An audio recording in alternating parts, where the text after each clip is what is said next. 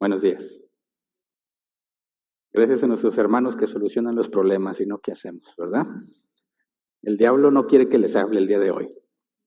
Usted va a tener que aguantar, ¿verdad? Venimos a estudiar, venimos a conocer a Dios mediante su palabra, mediante el trato unos con otros. Venimos a examinar la Escritura, a buscar lo que Dios deseó transmitirnos por medio de su palabra. Y ya llevamos mucho tiempo estudiando, ¿verdad? La semana pasada estudiamos la doctrina de la vocación. Dijimos que la palabra vocación proviene del latín vocatio, que significa llamado. Esta palabra implica que todos tenemos un llamado de parte de Dios, tenemos una vocación. Todo el que ha nacido de nuevo, lo demostramos bíblicamente, ha sido llamado a servir a Dios. Cada uno de nosotros ha sido llamado a un servicio en particular, ya sea en la congregación o fuera de ella. Todos tenemos la misma responsabilidad de glorificar a Dios. Y si Dios te ha llamado a servir en un ministerio en la congregación, no te hace más importante que aquellos que han sido llamados a servir fuera de la congregación. Estuvimos hablando sobre estas clases de cristianos que muchos tratan de tener en las iglesias, la realeza, la nobleza y la plebe. Vimos que bíblicamente eso no tiene sentido. Todos somos instrumentos de Dios, todos somos llamados a glorificar a Dios. Aunque tenemos distintas responsabilidades, ninguno es más valioso que el otro, ¿verdad? Vimos que la palabra vasos en el griego puede traducir como instrumento. Cuando dice el apóstol Pablo que somos vasos de barro, ¿verdad?, con un tesoro adentro, habla de un instrumento que es de barro. Nosotros, entendiendo la analogía del alfarero y el barro, sabemos que venimos del polvo, ¿verdad? De Génesis 1 y Génesis 2. Así que el valor no está en el barro, sino aquello que el barro contiene. Y todos los hijos de Dios, todos los que hemos nacido de nuevo, tenemos el Espíritu Santo. Eso es lo que nos hace a todos igualmente valiosos, porque todos los hijos de Dios, a pesar de ser de barro, tenemos el Espíritu Santo. Así que partiendo de estas verdades bíblicas, no existe una diferencia entre un ministerio sagrado que glorifica a Dios y un trabajo secular que no glorifica a Dios. Glorificamos a Dios tanto en los ministerios dentro de la congregación como cuando estamos fuera de la congregación. Cuando vas a trabajar, si estás usando los talentos que Dios te dio, recuerden que hicimos una distinción entre dones y talentos. Dones son aquellos que son en beneficio de la iglesia, que recibes cuando naces de nuevo. Y los talentos los puedes tener desde que naces, o Dios te los puede conceder en cualquier momento del tiempo. No necesitas ser un hijo de Dios para tener talentos. Dios, en su bondad y en su misericordia, ha dado talentos a todo el género humano. Los dones son para beneficiar a los demás. Los talentos son para beneficio propio. Cuando detectas tus talentos y trabajas usando los talentos que Dios te dio, vas a darte cuenta que tu forma de hacer las cosas, tu excelencia, la calidad con la que haces las cosas, glorifica a Dios, si eres cristiano. Cuando no eres cristiano y tienes talentos, normalmente te van a glorias, ¿verdad? Te atribuyes el éxito, te atribuyes la responsabilidad, crees que tú eres bueno. Y sí, en ese sentido eres mejor que los demás en lo que haces, pero no por mérito propio. Entonces, como cristianos, tenemos que estar conscientes de que nuestra obligación es glorificar a Dios en cualquier lugar, no nada más en la iglesia. Servimos a Dios en cualquier lugar, no nada más en la iglesia. Nuestro trabajo, el lugar donde estudias, en la casa, donde quiera que estés desempeñando tus actividades diarias, ahí debes glorificar a Dios. Así que fue lo que vimos con respecto a la gloria de Dios como una última parte, y estamos cerrando el subtema de nueva humanidad. Hemos estudiado durante casi 7 meses, 6 meses y 3 semanas. Hemos estudiado poniendo fundamentos bíblicos necesarios para poder empezar a tocar temas complejos que afectan en nuestra cultura.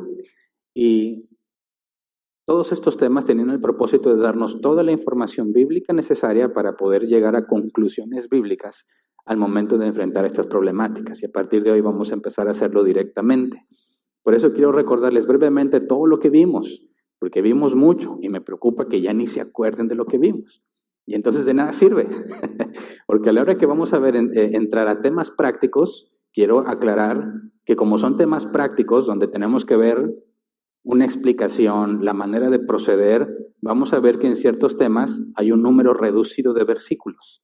Y no significa que voy a ser menos bíblico, sino que todo el fundamento que pusimos antes, toda esa información y profundidad bíblica que estudiamos, la vamos a estar aplicando a partir de hoy en distintos temas.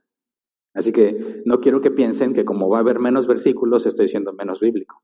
Al contrario, toda la información bíblica que tuvimos que estudiar, que es la que voy a resumir brevemente, es necesaria para poder entender la aplicación que vamos a estar viendo. Así que vimos dos temas principales, humanidad y nueva humanidad. Y el propósito de ver estos dos temas era entender claramente la distinción entre un hijo de Adán y un hijo de Dios. Es enorme la diferencia, pero teníamos que entender por qué la diferencia y cómo es que nosotros estamos capacitados para glorificar a Dios. Entonces, en el tema de humanidad, vimos en 11 semanas estos puntos. Primero, cuerpo y alma. La pregunta era, ¿qué es un ser humano? Y lo respondemos bíblicamente. Siguiente tema fue el alma, luego el estado intermedio, o sea, ¿qué pasa cuando mueres? Luego el tema fue hombre y mujer, donde abordamos brevemente la ideología de género. Luego la naturaleza humana. Dijimos y demostramos bíblicamente que todos somos malos, es decir, separados de Dios, de nacimiento. Luego hablamos de la depravación total. Todo nuestro ser fue afectado por el pecado. Y examinamos la otra postura de que fuimos parcialmente afectados y demostramos que bíblicamente fuimos afectados en todas las áreas de nuestro ser. Luego estudiamos el libre albedrío en 5 partes, respondiendo 5 preguntas diferentes. Primero, si soy malo, ¿por qué hago cosas buenas? Respuesta, porque tenemos la libertad y la capacidad natural de hacerlo. Segundo, si soy malo de nacimiento, ¿tengo la capacidad de elegir lo que yo quiero hacer? Y demostramos bíblicamente que tenemos la capacidad de elegir lo que más deseamos. Y ese es nuestro problema, que lo que deseamos es el beneficio propio. Tercero, si Dios me hizo malo de nacimiento, ¿por qué me culpa?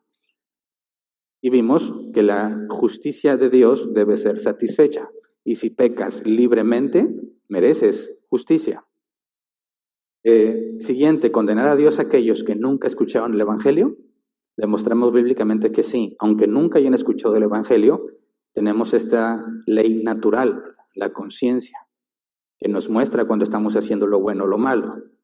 Entonces, si todos hemos pecado libremente y todos debemos recibir justicia, y aunque nunca hayas escuchado el Evangelio, eres culpable por la ley natural, ¿qué hace que algunos se salven? La elección soberana de Dios. Y por último, en el libre albedrío, vimos si ya estoy predestinado, entonces decido libremente o no. Mostramos bíblicamente que el concepto de predestinación es bíblico y que a pesar de que Dios ha ordenado todas las cosas, yo decido con libertad. Vimos que esto es un misterio, no una contradicción. Es un misterio porque no entendemos exactamente cómo funciona el hecho de que Dios a veces permite cosas, a veces no. ¿Cuál es el criterio para que las permita en algunas ocasiones y en otras no? No lo entendemos, no está especificado con detalle en la Escritura, pero la Biblia afirma que tenemos libertad para elegir, aunque no somos totalmente libres porque somos esclavos del pecado, y Dios es soberano sobre todo lo que hacemos. Así que estudiamos en ese tema la doble predestinación, ¿verdad? Dios predestina para salvación y para perdición. Aquellos que predestina para salvación intervienen en sus vidas. En los que predestina para perdición, los deja hacer lo que ellos quieran. Es decir, no los obliga, no los forza, no interviene para que hagan lo malo. Lo deja hacer lo que ellos quieran hacer. Y la Biblia afirma que nuestros deseos son constantemente lo malo. Con eso terminamos el tema de humanidad y describimos bíblicamente qué es un ser humano, qué libertades tiene, por qué hace lo que hace y qué es lo que Dios va a hacer con esas personas. Luego, puesto que algunos se salvan por la elección soberana de Dios, hablamos del tema nueva humanidad. Y ahí tomamos 16 semanas, hablamos del reino de Dios. Dijimos que todos somos un representante del reino de Dios. Dios no vino a instituir su reino global, sino que en cada una de las personas el reino de Dios ha sido puesto y es tarea de cada persona extender el reino. Después entramos a la doctrina de la regeneración. luego la fe, la conversión, la justificación, la adopción, la unión con Cristo, la santificación, vimos lo que es ser nueva criatura y luego estudiamos la mortificación en tres partes distintas para entender la mortificación. Dijimos que nuestra mente debe estar enfocada en la Escritura para entender lo que debemos hacer y cómo debemos hacerlo. Ese fue el primer tema. Segundo tema, ¿cuál es la relación entre el deseo, los sentimientos y las emociones? Vimos que una emoción es una reacción compleja del cerebro, inconsciente e involuntaria. Pero un sentimiento es la suma de una emoción más un pensamiento. Es la interpretación que nosotros le damos a la emoción. Y bíblicamente, por una palabra griega en particular, epithumia, que utiliza el Nuevo Testamento, vimos que los sentimientos son la base de nuestros deseos. De manera que lo que deseamos es una responsabilidad nuestra. Lo que sentimos es una responsabilidad nuestra. Las emociones están fuera de nuestro control. Y vimos que para mortificarnos, es decir, dejar de hacer lo malo, lo que no agrada a Dios, debemos, por medio de nuestra mente, controlar nuestros sentimientos. Y en el tercer tema vimos que se requiere nuestro esfuerzo y nuestra continua búsqueda de Dios para poder mortificarnos. No es una fuerza o no es una capacidad que tenemos en nosotros mismos. Acudimos a Dios para que nos dé la capacidad de hacerlo. Y luego estudiamos la vivificación y por último la gloria de Dios en tres partes. ¿Qué es la gloria de Dios? Luego, ¿cómo es que un cristiano tiene la capacidad de glorificar a Dios o deshonrar a Dios, que es lo opuesto, o de vanagloriarse, que es en lugar de atribuirle a Dios las cosas que están sucediendo, se las atribuye a sí mismo? Y por último, la vocación. 27 semanas, 6 meses y 3 semanas. Una más y eran 7 meses. Profundizamos bíblicamente para tener las bases necesarias para llegar a este punto. Alguno podrá decir, oye Hernán, te pudiste haber ido mucho más rápido, ¿no? Claro que sí, porque son conceptos que ya habíamos visto, pero hay muchos nuevos entre nosotros. Nuevos, totalmente nuevos en el cristianismo y nuevos que nunca habían escuchado la doctrina que estamos enseñando. Porque venían, lamentablemente, como muchos de nosotros, de doctrinas que no son bíblicas, que son enseñanzas de hombres. Así que como teníamos esa mezcla, bueno, los que ya lo sabían, lo reforzamos. Y los demás aprendieron, ¿verdad? Quizás algunos era la primera vez que escuchaban este tipo de doctrina. Ahora, nuestro objetivo es aplicar lo que vimos en casi 7 meses y llevarlo a la práctica. Es necesario que entendiéramos todo esto para poder saber cuál es nuestra responsabilidad, específicamente la de glorificar a Dios. Esa, creo yo, es la más importante. Si vimos y demostramos bíblicamente que al ser nueva criatura estoy capacitado para glorificar a Dios y glorificar a Dios es mi responsabilidad, entonces no hay excusa. Todo lo que hagamos, todo lo que decimos, todo lo que pensemos tiene que ser filtrado por la Escritura para que pueda glorificar a Dios. Así que el día de hoy iniciaremos con el tema de la tolerancia. Y antes de empezar, vamos a orar así como estamos, por favor. Señor, te damos muchas gracias por este tiempo, por la libertad y la disposición que nos das de venir a estudiar tu palabra.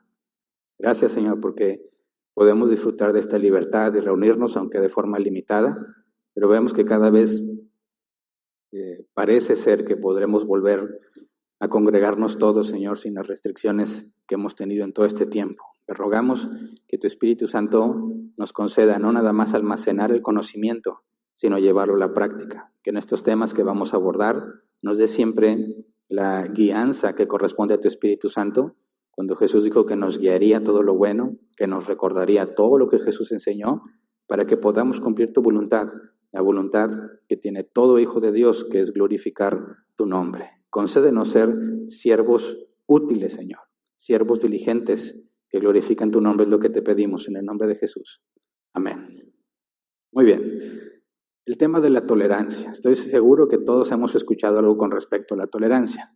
Y me parece que si tenemos que glorificar a Dios en todas partes, tenemos que dejar en claro qué es la tolerancia y cuál es la perspectiva bíblica de la tolerancia. Nuestra cultura promueve mucho la tolerancia, ¿verdad? Y desaprueba fuertemente a los intolerantes, ¿verdad? ¿Qué es ser tolerante o qué es ser intolerante?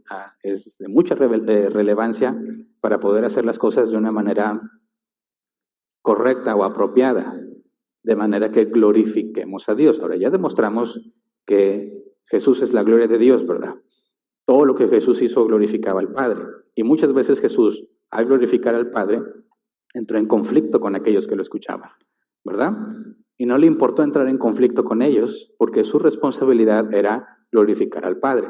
Y eso es algo que debemos entender cuando hablamos de la tolerancia. Porque algunos cuando hablan de tolerancia piensan que el conflicto debe evitarse a toda costa. Y hay toda una manera de pensar sobre qué es la tolerancia que debemos conocer con detalle para no caer en ese error. Porque esta nueva tolerancia, como algunos lo llaman, genera serios problemas que lamentablemente los cristianos están abrazando y están aceptando y pretenden enseñarla desde los púlpitos, se está enseñando en las iglesias, la llevan a la práctica cuando se reúnen los cristianos y tiene serios problemas de razonamiento y serios problemas bíblicos. Así que nosotros tenemos que tener en claro qué es esta nueva tolerancia. Así que me puse a investigar qué es la tolerancia actualmente, qué se entiende por tolerancia. Ahora es muy importante que nos acordemos de la falacia del hombre de paja. No sé quién se acuerda, hace tiempo la habíamos estudiado. ¿Cuál es la falacia del hombre de paja? Es que yo me ponga a hablar de una postura y distorsione lo que esa postura dice y luego ataque a esa postura que yo mismo me imaginé que en realidad no existe. Es como cuando nos acusan de decir que salvo siempre salvo, ¿verdad? Y dicen, es que ellos dicen que tú puedes pecar lo que sea y como quiera te salvas. Y dices, bueno, esa es la falacia del hombre de paja. ¿Qué significa? Que ellos se inventaron eso y luego atacan a ese hombre de paja que ellos mismos hicieron. Por supuesto que no enseñamos que puedes pecar lo que quieras y como quiera te salvas. Y ya lo demostramos con mucha claridad en distintas ocasiones. Así que no quiero cometer ese error. Y todos debemos estar seguros que cuando hablamos de la postura que nuestra cultura tiene, no cometamos la falacia del hombre de paja. Caricaturizar lo que ellos piensan y no es realmente lo que piensan y luego atacar la caricatura que nosotros mismos hicimos. Entonces, me puse a buscar artículos en internet, situaciones donde son acusados algunos como intolerantes, cómo se enseña la tolerancia, por ejemplo, cómo pretenden enseñarla a los niños.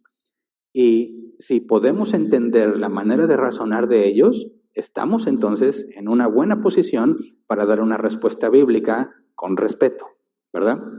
A nadie nos gusta que nos digan que somos tontos, ¿verdad? A nadie nos gusta que nos digan que no usamos el cerebro. Muchas veces no lo usamos, como que ya no nos gusta que nos lo digan. Así que tenemos que entender que esa no es la manera de abordar las cosas, no es la manera de tocar un tema. Tiene que ser de manera respetuosa y por eso lo primero que debemos entender es qué es la tolerancia. Así que, según algunos diccionarios y algunos artículos que leí, la tolerancia actualmente es esto. Todas las creencias individuales, valores, estilos de vida y afirmaciones son igualmente valiosas. No importa lo que creas, si lo crees sinceramente. ¿Entiende? Todas las creencias individuales, valores, estilos de vida y afirmaciones son igualmente valiosas. No importa lo que creas, lo que importa es que lo creas sinceramente. Y si lo crees sinceramente, es igual de valioso que lo que otra persona crea sinceramente. Entonces, si tú consideras que una creencia, un valor, un estilo de vida o alguna afirmación es más valiosa que otra, eres un intolerante. Por ejemplo, tomé esto de un artículo que supuestamente este sitio se encarga de enseñar la tolerancia como corresponde, como es correcto. Y tomé una porción de su procedimiento de cómo debe de enseñarse a los niños el concepto de tolerancia. Y quiero presentárselos tal como ellos lo explican y que analicemos lo que ellos están diciendo. ¿Cómo debe enseñarse la tolerancia religiosa a los niños?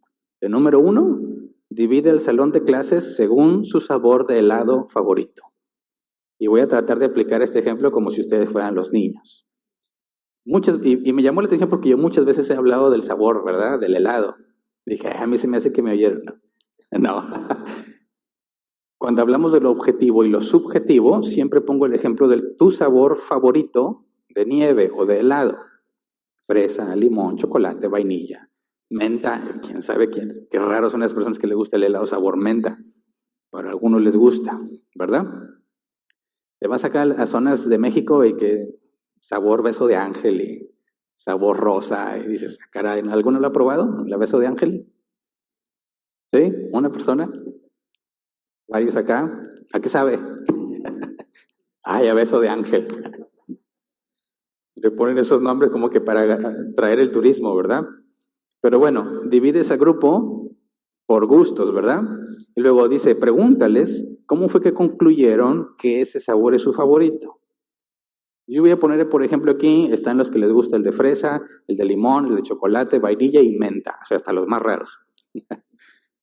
Ahora, te pregunto, ¿por qué te gusta más el de fresa? ¿Cómo llegaste a la conclusión de que el de fresa es tu favorito? Pues cada quien va a explicar, ¿verdad? Pero supongamos que nos dividimos en 5 partes. El grupo se subdivide en 5 según su sabor. Ahora, dice, según ellos, escoge uno de los sabores del grupo como tu favorito y díselo al grupo. O sea, de entre los 5 sabores, fresa, limón, chocolate, vainilla y menta, yo digo, mi favorito es el de fresa. Ahora dice, siguiente paso. Aquellos niños del grupo que tienen el mismo sabor favorito que el tuyo, deben recibir un regalo de tu parte y los demás no. No les traje regalo, ¿verdad? Esto es nada más hipotético y simbólico. Pero imagínate que de las 5 secciones que podamos tener, yo voy a cada uno de los que dijeron que su helado favorito es de fresa, como el mío, les doy un regalo. Y los demás nomás se quedan viendo. Ahora, piensa que son niños. ¿Qué siente un niño cuando le das regalo a otro y a él no? ¿Qué hacen los payasos siempre en las fiestas? ¿Quién quiere regalos? Y todos, ¡ya! ¿Quién va a ganar? ¿Los niños o las niñas? Siempre es clásico, ¿verdad? Es la rutina clásica de todos. Bueno, ¿cómo se siente un niño al que le preguntas qué sabor te gusta más y luego dices, ¿cuál es mi favorito? Y le doy un regalo al que está de acuerdo conmigo y a los demás no. Es algo que les va a afectar, ¿verdad? Ahora, dice, siguiente paso, ahora debes preguntarle a los niños, ¿lo que acabo de hacer es justo? ¿Está bien que trates de forma diferente a aquellos que piensan distinto a ti? ¿Soy mejor que alguno de ustedes debido a que mi sabor favorito es el de fresa? ¿Debería darle dulces a todos a pesar de que no tengamos el mismo sabor favorito? Y se supone que eso debe de hacer pensar a los niños y hacerlos entender que no es justo que yo le dé regalos a los que les gusta el helado de fresa. Que darle regalos a los que les gusta el helado de fresa sería hacer distinción entre los demás niños que no les gusta el helado de fresa y que eso no es correcto. Dice, ahora asigna, siguiente paso, ahora asigna una religión a cada sabor del grupo. Fresa, los cristianos. Limón, judaísmo. Chocolate, islam. Vainilla, budismo. Menta, hinduismo. Ahora pregunta a los niños, ¿cómo debes tratar a aquellos que tienen una religión diferente a la tuya? ¿Cómo debes reaccionar si alguien te trata mal debido a tus creencias? ¿Cómo debemos reaccionar si alguien recibe bullying debido a su creencia? Ahora, supuestamente ese es el final del proceso y los niños deben entender que las religiones son creencias personales igualmente valiosas, que si están convencidos de que son reales, entonces debemos considerar que son reales y que no puedo hacer distinción entre ellas. No le debería de dar regalos nada más a los de fresa, no debería beneficiar nada más a los cristianos, según la asignación de cada religión al sabor. También debería darle regalos a los musulmanes, a los budistas, a los judíos, porque si no lo hago, estoy haciendo una injusticia y estoy siendo intolerante. Ahora, ¿qué opinas? ¿Ves algún problema en esta forma de enseñar la tolerancia o no? Yo espero que con lo que hemos estado aprendiendo surjan algunas alertas de perdido, aunque no tengas claro dónde está el problema, porque hay varios problemas.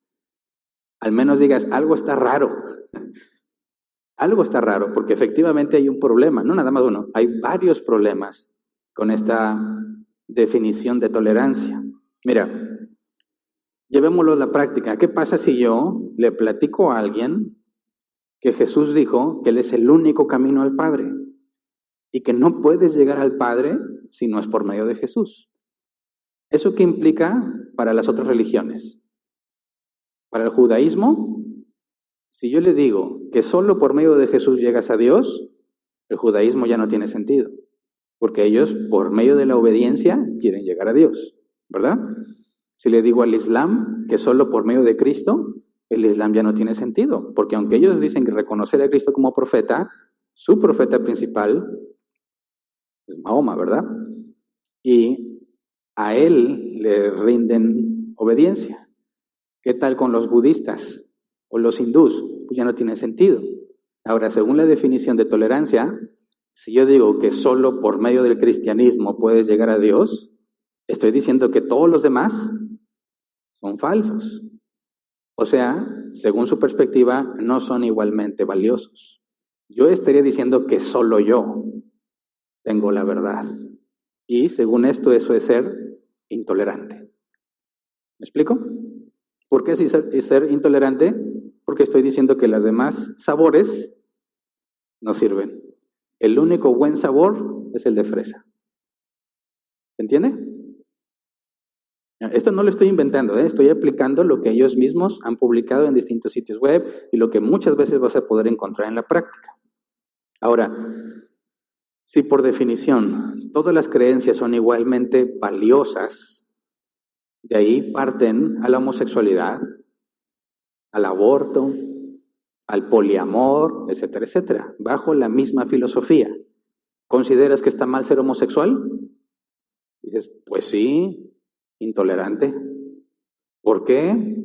Porque todas las afirmaciones y todas las creencias son igualmente valiosas. Si tú afirmas que ellos están mal, entonces eres un intolerante porque dices que lo que ellos creen está mal. ¿Se entiende? ¿Consideras que el budismo está equivocado? Eres un intolerante. ¿Consideras que las mujeres no deben abortar? Eres un intolerante. O sea, para ser tolerante, no debes juzgar a nadie. Debes aceptar lo que ellos hagan sin juzgarlo. Debes aceptar cualquier cosa que la otra persona crea si lo cree con sinceridad. Entonces, si un hombre dice que él está totalmente seguro que es una mujer, ¿qué debemos hacer para ser tolerantes? Aceptarlo, sin juzgarlo. ¿Por qué? Porque su afirmación, su creencia es igualmente valiosa que todas las demás. ¿Me explico?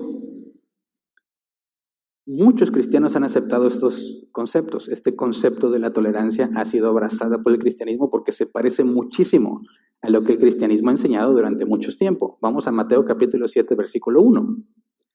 Mateo 7:1 dice, no juzguen a nadie para que nadie los juzgue a ustedes. Y en este punto coinciden en armonía con la definición actual de tolerancia. No juzgues a nadie. ¿Me explico? Digo, alguna vez te lo han dicho, ¿no? Siempre que pretendas decirle a alguien que no está siendo bíblico, te van a decir, tú no eres nadie para juzgar. ¿Verdad? ¿Por qué? Porque la Biblia dice, no juzguen a nadie, para que no sean juzgados ustedes. Y si te atreves a juzgar a alguien, Dios te va a juzgar a ti, te va a ir muy mal. O sea, según este razonamiento, si yo no juzgo a nadie, Dios no me juzga. ¿Verdad? Entonces, si yo voy y robo, Dios, yo vi que el otro robó y no le dije nada. No me puedes juzgar a mí tampoco. ¿A qué te lleva eso? A que no existe la verdad absoluta. No hay un punto en el que puedas decir, esto es verdad independientemente de lo que crees. No, porque eso sería intolerante. ¿Me explico? Ahora, en el sentido práctico, hablando de los cristianos, entiendo que el mundo haga esas definiciones y busque encontrarle sentido a lo que hace y busca la armonía, porque se supone que la tolerancia en estos términos nos lleva a vivir en paz, ¿verdad? Oye, hay un homosexual, no debes de hacerle bullying, no debes de maltratarlo, debes de ser tolerante. y suena correcto, pero cuando analizas la definición, debes encontrar que hay serios problemas. Y estamos de acuerdo en parte. Claro que ningún ser humano debe ser menospreciado, ¿verdad? ¿Por qué? Porque la Biblia nos enseña que somos a imagen de Dios. Y toda persona lleva la imagen de Dios. Por consecuencia, la vida de las personas es valiosa. Y Dios no pone ese valor en la vida animal. De hecho, si un animal mata a un ser humano, el animal debe morir. Si un ser humano asesina a otro ser humano, ese ser humano debe morir. ¿Por qué? Porque la vida, a imagen de Dios, es valiosa. Pero nuestros amigos no cristianos dicen, no los debes de molestar, no porque su vida es valiosa, sino porque todo lo que él cree es igualmente valioso a los demás. Ahora, en los cristianos, que se supone que se basan en la Escritura, encontramos exactamente el mismo comportamiento y las mismas definiciones, aunque no provienen de la Escritura. Por ejemplo, nos ha tocado estar, les comentamos, ¿no?, en distintas ocasiones en las juntas de miembros que nos acercamos a la alianza de pastores que corresponde a nuestra zona. Y nuestro objetivo era ver lo que está pasando, llevar lo que hemos aprendido, asegurarnos de que la Biblia sea la autoridad en cualquier comunión que queramos tener, y nos hemos encontrado que las cosas son muy distintas a lo que esperábamos, ¿verdad? Aunque todos afirman tener la Biblia como su máxima autoridad, te encuentras todos estos conceptos de tolerancia. Por ejemplo, se nos dijo, aquí venimos a tener comunión y no nos enfocamos en la doctrina. Tener comunión, pero no nos enfocamos en la doctrina. No tratamos de imponer nuestra doctrina a los demás. Y es que piensa, en un sentido práctico, si quieres que varios pastores se reúnan y tienen doctrinas diferentes, ¿cómo le haces para llevar la vida en paz?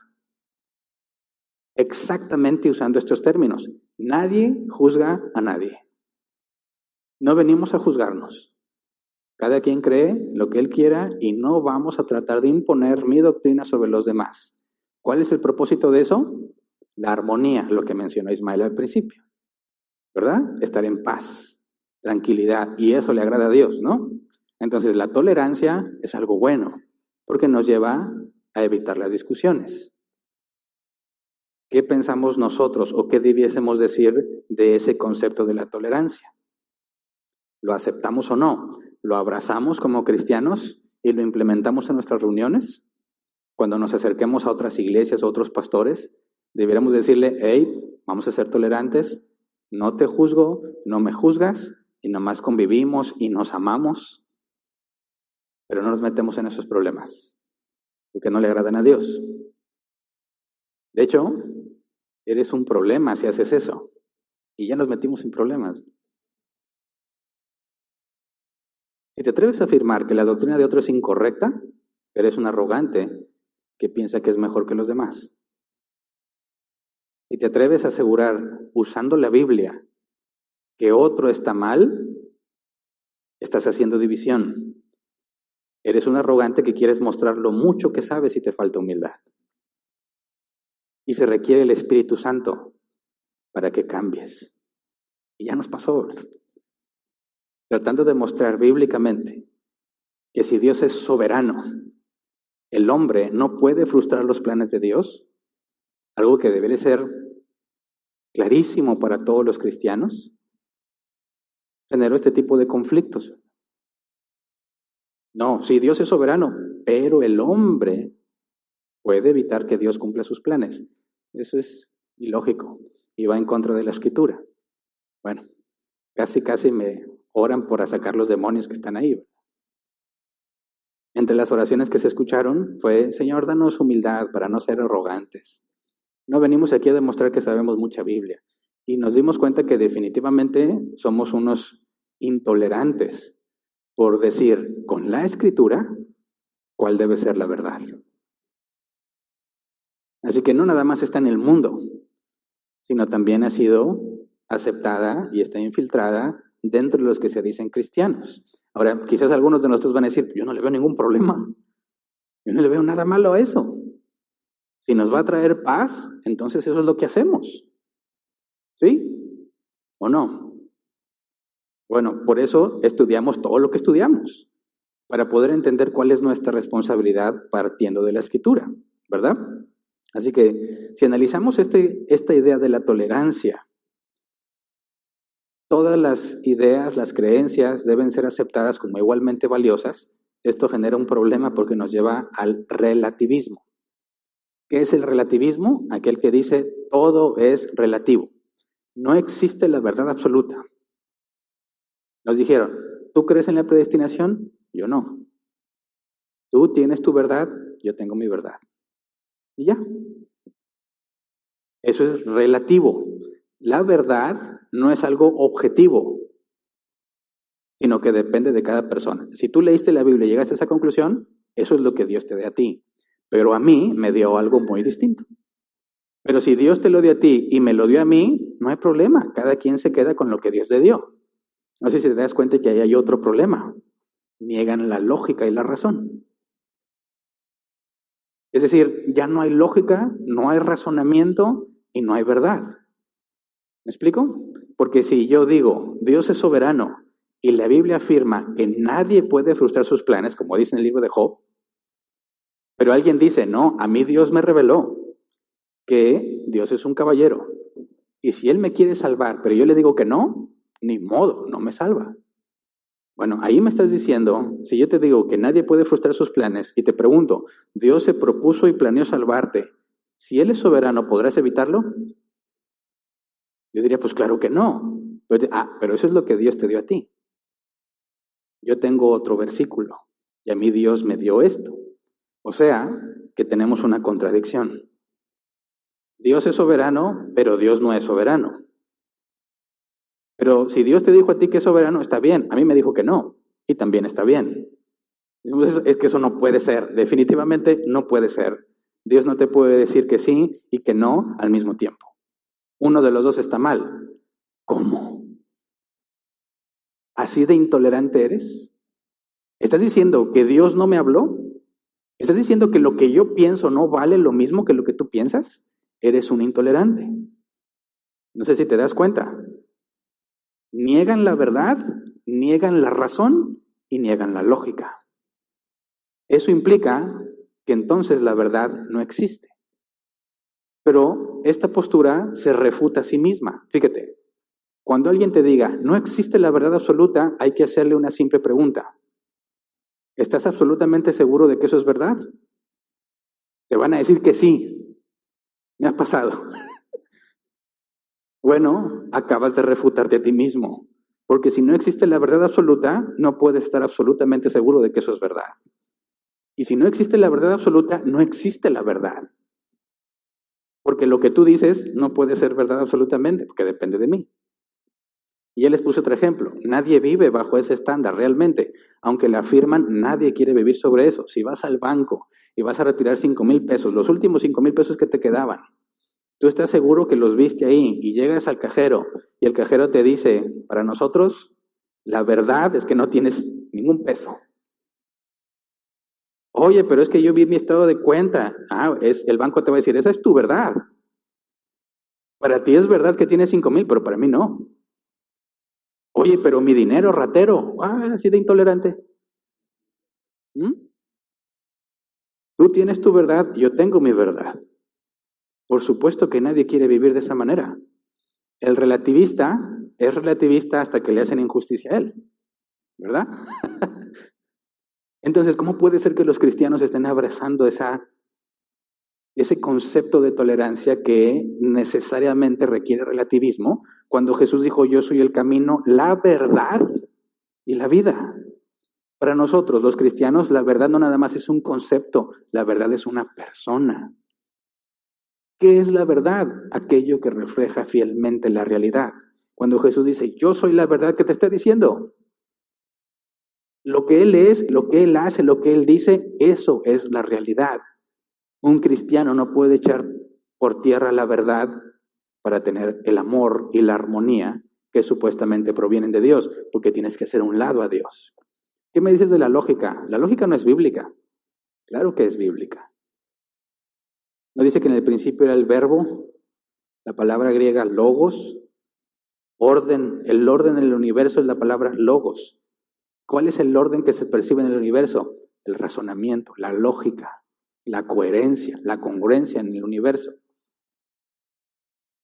Jesús es el logos. Toda la lógica proviene de Él, porque Él es la lógica. Pensar en forma lógica y razonable es pensar como Dios lo hace. Y podemos demostrarlo simplemente. Cualquier cosa que sea ilógica no existe en el universo. Ya que sí existe, bueno, enséñame un círculo cuadrado. Un soltero casado. A muchos casados dicen que son solteros, pero están mintiendo. Un soltero casado no existe. Un círculo cuadrado, un alto chaparro, o es una cosa o es la otra. Y si no es lógico, no existe. Y Dios creó todo el universo. Por lo tanto, si haces a un lado la lógica, tienes que negar a Dios. Si haces a un lado la verdad, tienes que negar a Dios. Y lo más curioso es que los cristianos afirman que no hay verdad absoluta, que la lógica y la razón no provienen de Dios, y al mismo tiempo afirman que Dios es la fuente de todas las cosas. Entonces, definitivamente es un grave error. No es que solo los cristianos abracen esa idea de la tolerancia, sino que cualquier ser humano abrace esa idea de la tolerancia. Ahora, una cosa más. Hay una paradoja en la tolerancia y se llama así la paradoja de la tolerancia. Piensa, si tenemos que ser tolerantes de forma ilimitada, o sea, tienes que tolerar todo, ¿deberías tolerar a los intolerantes? Pues sí, ¿no? Porque si todas las posiciones, todas las afirmaciones y todas las creencias son igualmente valiosas, y yo soy tolerante y él es intolerante, desde mi propia postura no puedo decirle que está mal, ¿verdad? Porque entonces yo ya sería un intolerante como él. Pero si dejo que los intolerantes hagan lo que ellos quieran, van a acabar con la tolerancia, ¿verdad? Porque ellos no creen en la tolerancia, porque son intolerantes. Así que si yo los tolero suficiente tiempo, los intolerantes van a acabar con la tolerancia. Entonces, ¿debo ser tolerante con los intolerantes o no? Y dicen, por supuesto que no. Los tolerantes toleramos todo menos la intolerancia.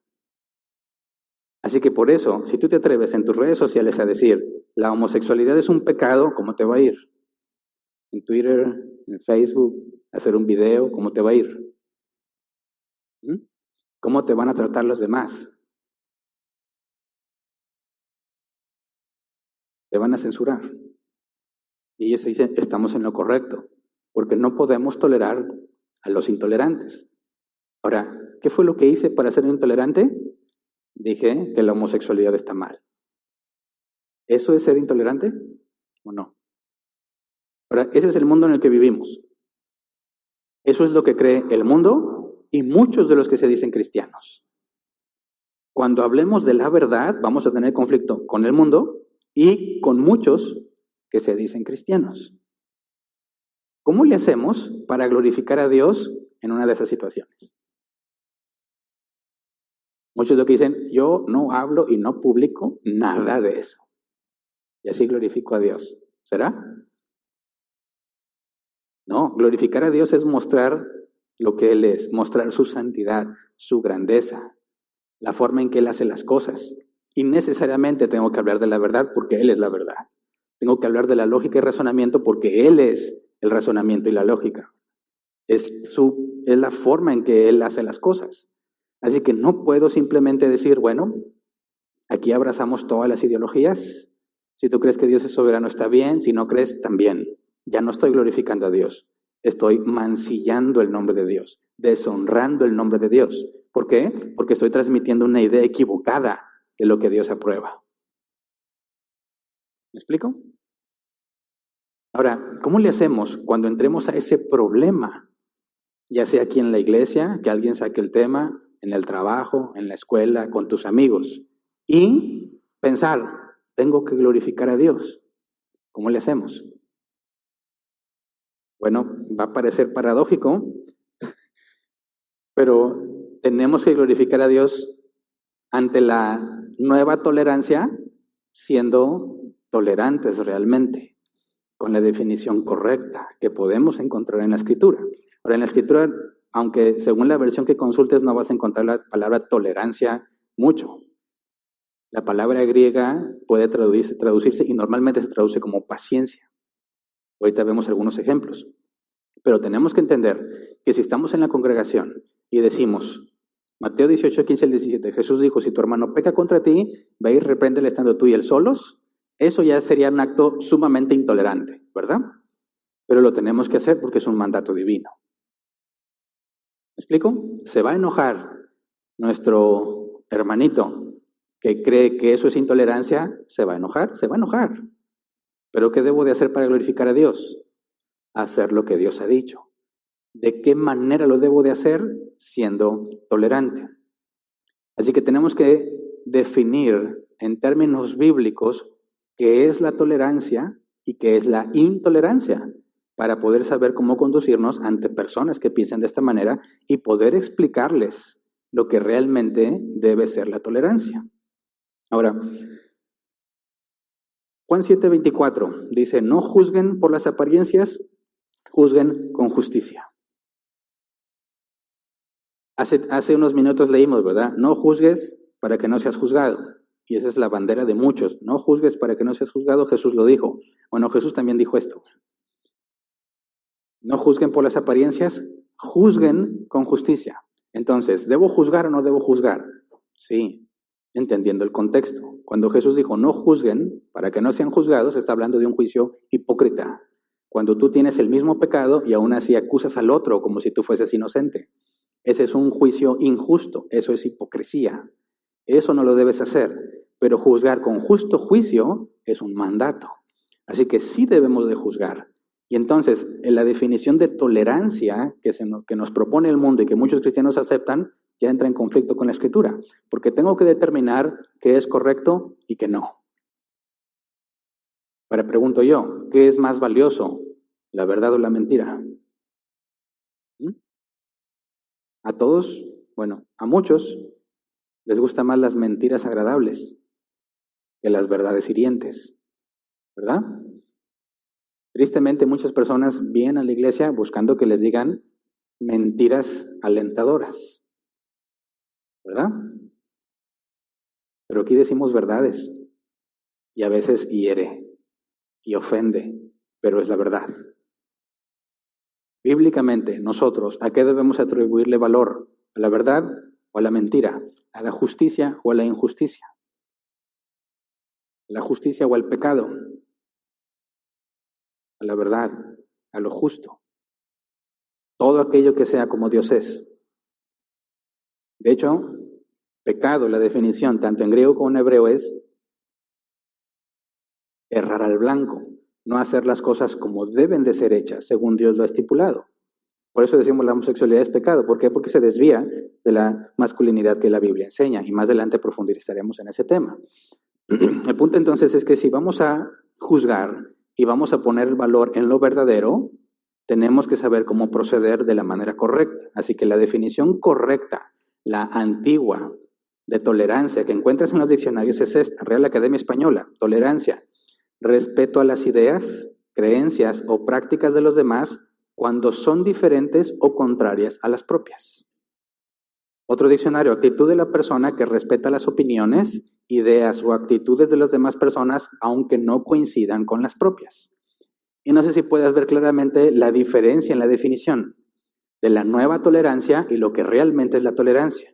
Fíjate, va de nuevo. La nueva tolerancia es todas las creencias individuales, valores, estilos de vida y afirmaciones son igualmente valiosas. No importa lo que creas, si lo crees sinceramente. Esa es la nueva tolerancia. La tolerancia de los diccionarios es respeto a las ideas, creencias o prácticas de los demás cuando son diferentes o contrarias a las propias. Nos están hablando de algo parecido, pero totalmente diferente. ¿Me explico? No sé si lo puedes ver con claridad. La nueva tolerancia es algo intelectual. Todas las opiniones son valiosas. Todo lo que creen es igualmente valioso. Es algo del pensamiento. La tolerancia, por definición del diccionario, es una actitud hacia las personas. Respeto a aquellos aunque no crean lo mismo que yo. La nueva tolerancia te lleva al relativismo. No existe la verdad absoluta porque todas las ideas son igualmente valiosas. La verdadera tolerancia no se mete con el tema de verdad. Simplemente es, te respeto aunque yo no crea lo mismo. O sea, la tolerancia correcta es una actitud social, como trato a los demás. La nueva tolerancia es una manera de pensar, que acaba con la verdad, acaba con la razón y acaba con la lógica. Una pregunta muy simple, que viene un experimento social que me gustó mucho. Eran cristianos los que hicieron ese experimento social, fueron a una universidad de Estados Unidos. Valdría la pena quizás hacer ese experimento aquí, aunque quizás nos linchan, ¿verdad? Pero bueno. Este hombre venía con un micrófono y una cámara y le llegaba a preguntar a los universitarios, ¿qué opinas si yo te digo que soy una mujer y no soy un hombre? Todos ya saben qué responder en eso, ¿verdad? Pues es que yo obviamente te voy a respetar, si tú te identificas como mujer, por mí no hay ningún problema. Bueno, ¿y qué tal si yo me identifico como un perro? No hay ningún problema. Si tú has decidido y estás completamente seguro de que eres un perro, puedes ser un perro. Pues no tengo yo ningún derecho para meterme en tu vida y decirte lo que debes hacer. Ok, este hombre que estaba hablando era una persona más o menos hacia ojo de buen cubero, como de 1,60 m de estatura, tez blanca, claramente se ve que es americano por los rasgos anglosajones. Dijo, bueno, ¿qué dirías si yo te digo que soy una mujer oriental de 2 metros de estatura? Y ahí empezaban y se reían, ¿no? Contéstame. Y ahí empezaban a dudarle. ¿Por qué? Saben que no puedes decir eso, pero acaban de decir que ellos son tolerantes y que cualquier cosa que tú creas con sinceridad eso es. Pero es mucho más complejo decir que yo soy una mujer oriental de 2 metros de estatura que decir que me identifico como mujer. Ahora, ellos saben que eso es falso, pero no pueden decirlo. ¿Por qué? Porque van a ser tachados de intolerantes. Ese experimento social demuestra algo. La gente está consciente de lo que es verdadero y falso, pero no quieren pagar el precio por decirlo. ¿Verdad? Ahora, un cristiano debe pagar el precio por decir la verdad o no. ¿Sí? Pero debemos hacerlo como la Biblia lo dice. ¿Cómo enfrentamos este tipo de cosas? Bueno, si nosotros partimos de la Escritura, ¿podemos encontrar el concepto de tolerancia en la Escritura? Sí. Vamos, por ejemplo, a Efesios capítulo 4, versículo 1 y 2. Pero el concepto real, no el nuevo concepto de tolerancia. El nuevo concepto de tolerancia contradice completamente la Escritura. Efesios 4, versículo 1 y 2. Por eso yo, que estoy preso por la causa del Señor, les ruego que vivan de una manera digna del llamamiento que han recibido, siempre humildes y amables, pacientes, tolerantes, unos con otros, en amor. La Biblia nos llama a ser tolerantes. ¿Cuál es la palabra griega aquí? Aneko, aguantar, soportar. ¿Te fijas? ¿Qué es ser tolerante según la Escritura? Aguantar y soportar. ¿Cuál es la definición de la Real Academia Española? Respetar aquellas creencias y cosas que no coinciden con las mías. O sea, decir te tolero implica que no estoy de acuerdo contigo y que me estoy esforzando por no reaccionar como yo quisiera porque no estoy de acuerdo contigo. Y no tiene nada que ver con que todas las ideas sean igualmente valiosas. Y la Biblia nos llama a esto, a tolerarnos. Ahora, vamos a Romanos capítulo 2, versículo 4. Hay otra palabra que se utiliza también para tolerancia. Dice, ¿no ves que desprecias las riquezas de la bondad de Dios, de su tolerancia y de su paciencia, al no reconocer que su bondad quiere llevarte al arrepentimiento? Ahí vemos la palabra tolerancia. Ahora vamos a la Reina Valera 60, ese mismo pasaje. Dice, o menosprecias las riquezas de su benignidad, paciencia y longanimidad, ignorando que su benignidad te guía al arrepentimiento. No, pues ya me perdí, ¿verdad? Benignidad, paciencia y longanimidad. Me suena longaniza del Chavo, ¿verdad? No sé. Bueno, ¿qué es lo que la NBI traduce como tolerancia? La Reina Valera 60 lo traduce como paciencia. La palabra griega es anoké, paciencia o resistencia paciente. Y vemos que las dos palabras, aunque no son la misma, están asociadas a soportar algo. Soportarlo. Entonces, la tolerancia, como el respeto a aquellos que tienen creencias o ideas contrarias a las mías, o que no coincido con ellas, es un llamado a soportarlo, no aceptarlo. ¿Te fijas? No es un llamado a aceptar y abrazar todo como igualmente valioso, sino a soportarlo, porque sabes que está mal. Ahora, aquí tenemos que hablar de la verdad para definir qué está bien y qué está mal. Los cristianos utilizan la palabra de Dios para definir qué es bueno y qué es malo, ¿verdad? Si quitas esa base, si quitas esa autoridad, te queda el relativismo. Cada cristiano va a hacer lo que mejor le parezca. Y tristemente eso es lo que hacen las iglesias hoy en día. Cada iglesia hace lo que mejor le parece, en nombre de la paz y de la armonía, no en la Escritura. ¿Por qué? Porque si tratan de aplicar lo que la Escritura dice, van a entrar en conflicto. ¿Se entiende? Nosotros no buscamos evitar el conflicto, sino llevar el conflicto de la forma correcta. Jesús no evitó el conflicto, enfrentó el conflicto de la forma correcta. Y fíjate, Jesús le dijo hipócritas a los fariseos en su cara, delante de la gente. Ay, caray, ¿cómo sé cuándo debo de hacer eso? Digo, de que tengo ganas.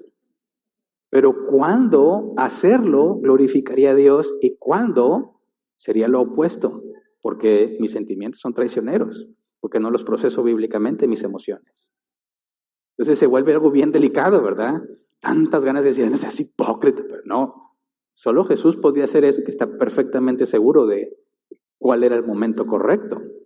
Cuando Pablo le dijo a Pedro, también le dijo hipócrita, delante de todos, dice, caray, hay que analizar en qué contexto estaba.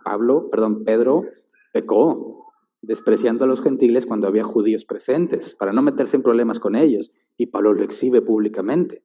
Así que habrá momentos en los que vas a tener que exhibir a alguien y glorificarás a Dios en el proceso, pero está muy difícil saber discernir cuándo es tu carne y cuándo es el Espíritu Santo que te llama a hacer eso. Ahora, en la Escritura encontramos límites para la tolerancia. Por ejemplo, Apocalipsis 2:20 dice, sin embargo, tengo en tu contra que toleras a Jezabel, esa mujer que dice ser profetiza, con su enseñanza engaña a mis siervos, pues los induce a cometer inmoralidades sexuales y a comer alimentos sacrificados a los ídolos. Aquí la palabra que se traduce como toleras es distinta, afiemi, permitir, dejar en paz o despedir. Es decir, están permitiendo que esa mujer siga haciendo lo mismo. Y dicen, la están tolerando. Saben que está mal, pero la dejan hacerlo. Es una especie de tolerancia. Por eso se traduce así. Ahora vamos a 1 Corintios capítulo 5, versículo 1 al 4. Palabras de Pablo a la iglesia en Corinto. Es ya del dominio público que hay entre ustedes un caso de inmoralidad sexual que ni siquiera entre los paganos se tolera. A saber, que uno de ustedes tiene por mujer a la esposa de su padre. Y de esto se sienten orgullosos.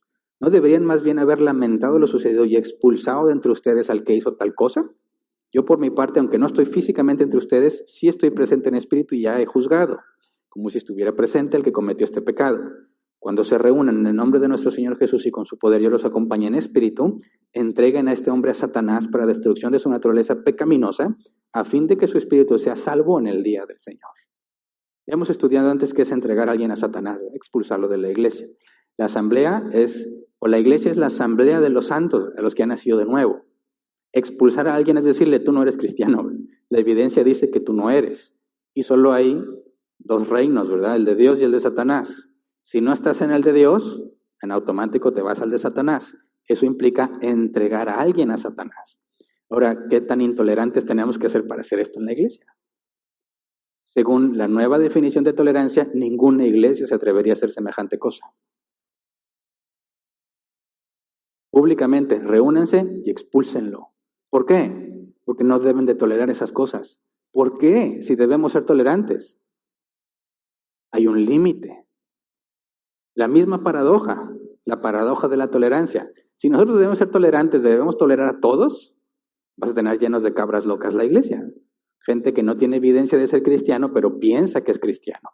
Una cabra que se cree oveja, por eso es una cabra loca. Si queremos ser tolerantes, no vamos a poder avanzar porque tendríamos que permitir el pecado. La paradoja de la tolerancia es que tiene que haber algo en lo que no puedes tolerar. ¿Y para nosotros qué es? El pecado. Todo aquello que no procede de Dios, todo aquello que no es de acuerdo a la Escritura, todo aquello que no es correcto en términos bíblicos, no debe ser tolerado. Por eso Mateo 18, 15 al 17, Jesús instruye: si tu hermano peca contra ti, ve y repréndele estando tú y él solos. No voy a tolerar que estés pecando porque ya vi que lo estás haciendo y eso te perjudica a ti y a todos como iglesia. Voy contigo y lo hablo sin que nadie más sepa para respetar tu imagen ante los demás. No me haces caso, sigo respetando tu imagen ante los demás, involucro 2 testigos que saben lo que está pasando y que van a juzgar bíblicamente para demostrarte que lo que estás haciendo es pecado y no lo vamos a tolerar. Fíjate, está hablando de tolerancia limitada. No hace caso, no entiende, convoca a la asamblea. Dilo a los ancianos. Y delante de todos, ese hombre debe ser juzgado. Es su última oportunidad. Insisten que no somos nadie para juzgar, expúlsenlo. ¿Toleramos? Sí, con límite. No toleramos la maldad. Ahora piensa, aún los intolerantes no toleran la injusticia. Porque si realmente todo es relativo y a un tolerante de los nuevos le roban su cartera, ¿pedirá a la policía que se la atrapen al ladrón? Sí, va a demandar, atrapen al ladrón, hagan justicia. Oye, pero ¿no te has puesto a pensar que la afirmación del ladrón y su creencia es igualmente válida a la tuya? Es que es malo que me roben la cartera. Es decir, el carterista va a decir, pero para mí es muy bueno. No tuve que trabajar y mira el dinero que obtuve. Te lo recomiendo. No, eso está mal. ¿Vas a ser intolerante conmigo? ¿Me explico? Es absurdo y nadie vive en ese estándar. Y los cristianos decimos, no toleramos el pecado. Si, por ejemplo, una situación hipotética difícil, tienes a una pareja, un matrimonio que son amigos tuyos cercanos y ves que ella o él está siendo infiel, ¿deberías de decirle a su cónyuge la infidelidad que viste? Él no dice, yo no me meto. Que Dios los juzgue.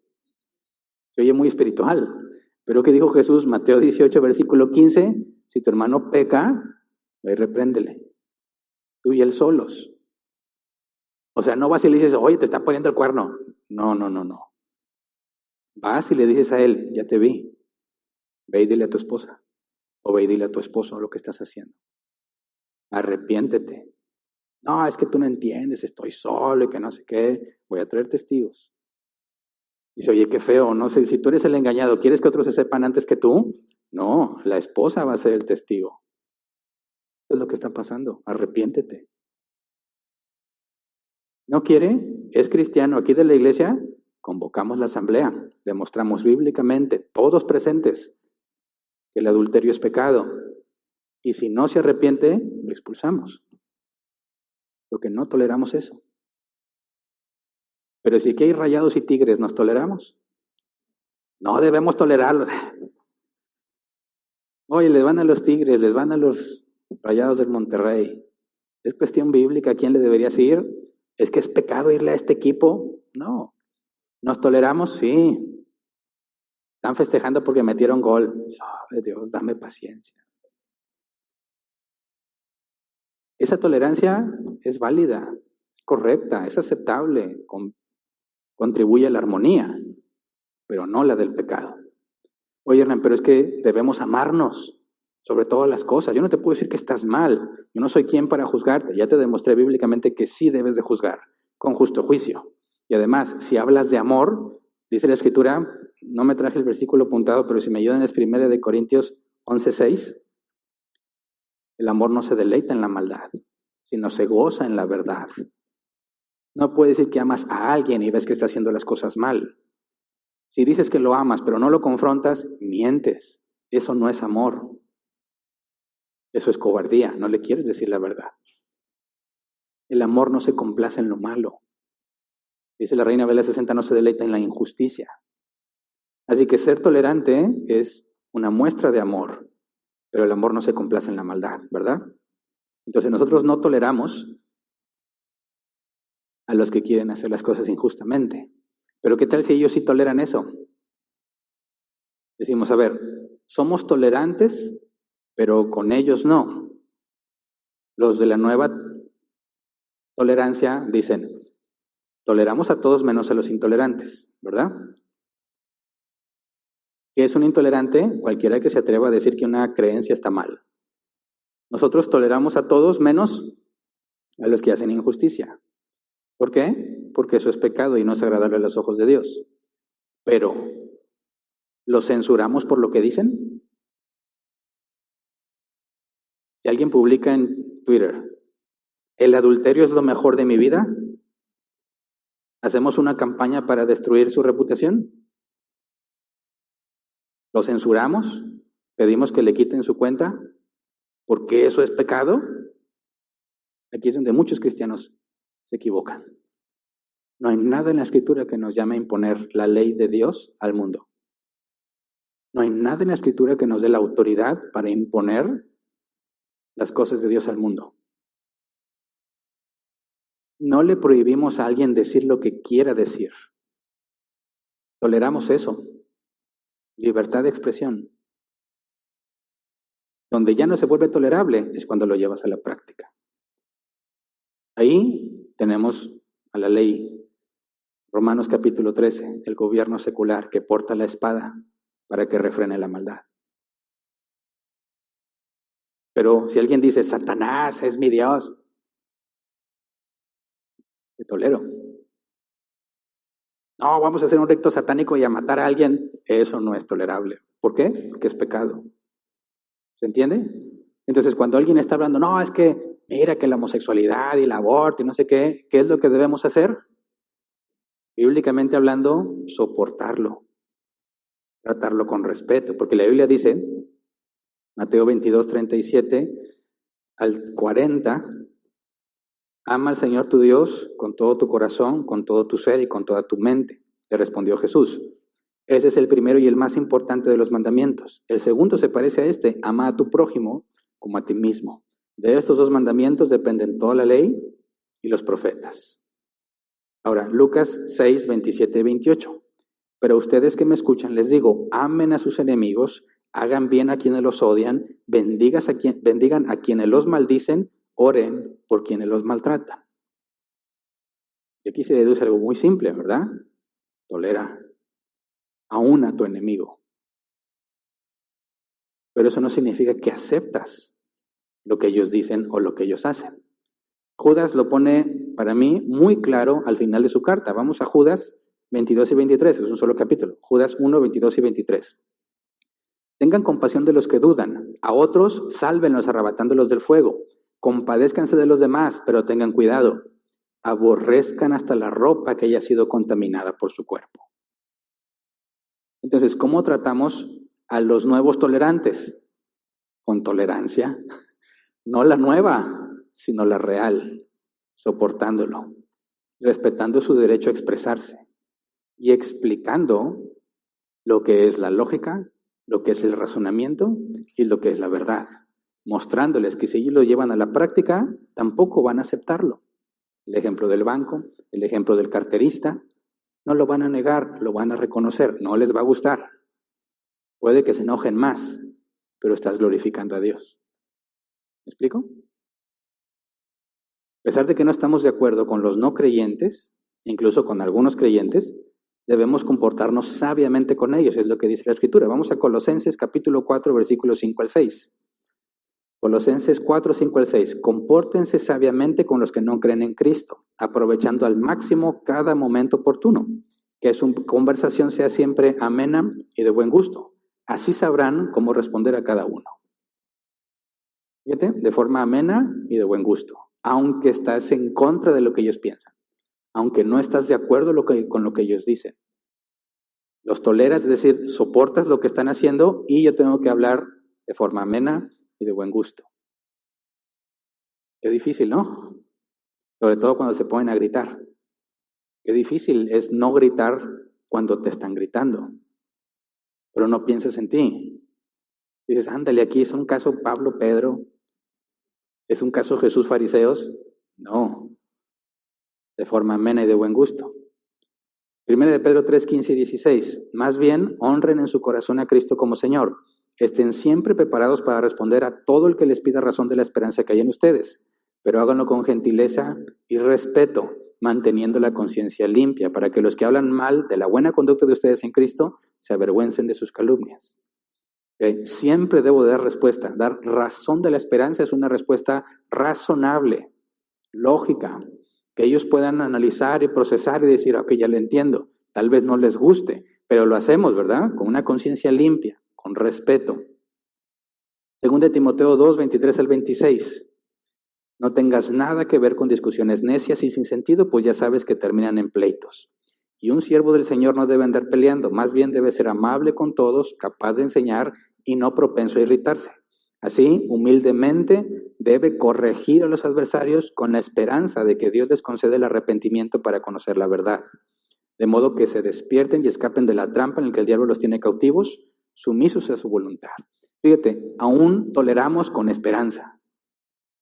La esperanza de que Dios le permita entender lo que estoy explicándole. Esta es la manera en que debemos de proceder. A algunos no les va a gustar, ni modo, pero mientras nosotros lo hagamos con respeto, con la esperanza de que Dios le permita entenderlo, de forma amena y de buen gusto, tolerando lo que Él dice, estamos glorificando a Dios, aunque se molesten y quieran golpearnos.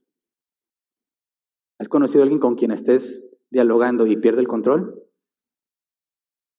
Es muy fácil que tú también lo pierdas. Chécate las redes sociales, cómo se dicen y se desdicen, aún los cristianos que se dicen reformados. Son un vivo ejemplo de la intolerancia. Por eso, cuando le dicen los cristianos, son unos intolerantes, a veces lo dicen, aunque ellos no entienden y tienen un concepto corrupto de la tolerancia, en el sentido verdadero de la tolerancia, acusan justamente a muchos que se dicen cristianos. Tristemente hay cristianos que ven a un homosexual y lo atacan. Oye, ¿sí sabías que tú te ibas a ir al infierno, verdad? Pues era así. Dime dónde está lo ameno y buen gusto en eso.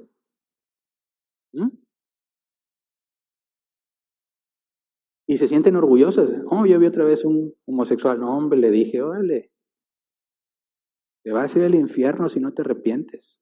Maldito pecador. Y lo dicen así como que, yo por la causa de Cristo, yo soy un soldado y sí, me quisieron golpear, pero padezco como buen soldado de Jesucristo. No, por favor, eres lo opuesto. Estás mancillando el nombre de Dios. Estás deshonrándolo. Porque eso no es lo que nos llamó a hacer. Hay ocasiones en las que decir la verdad va a ser todo un conflicto. Me acuerdo mucho en una de las primeras veces que yo me metí en esos conflictos. Una junta de trabajo, salió el tema de la religión y yo estaba por dentro, no, porque empezaron a hablar mal. Cuando ¿te acuerdas lo de las Torres Gemelas y el ataque terrorista?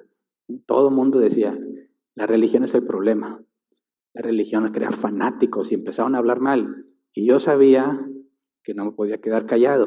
Y ahí estaba mi jefe. Y sí, cuando salí de esa empresa me dijeron que yo no sabía trabajar en equipo. Y le dije, el problema no es la religión, el problema es el fanático. Porque si tú checas el testimonio de Cristo, jamás hizo eso que muchos fanáticos hacen. El cristianismo se basa por la escritura, no por lo que los cristianos hacen. Tristemente los cristianos hacen cosas muy malas, pero eso no es cristianismo. Eso es lo opuesto, aunque se digan a sí mismos cristianos. Y se armó la polémica y el que quedó mal fui yo. Porque todos estaban de acuerdo que las religiones son malas. Y eso te quita muchos puntos en el ambiente laboral, ¿verdad? Puedes incluso perder el trabajo, porque ya no te ven igual.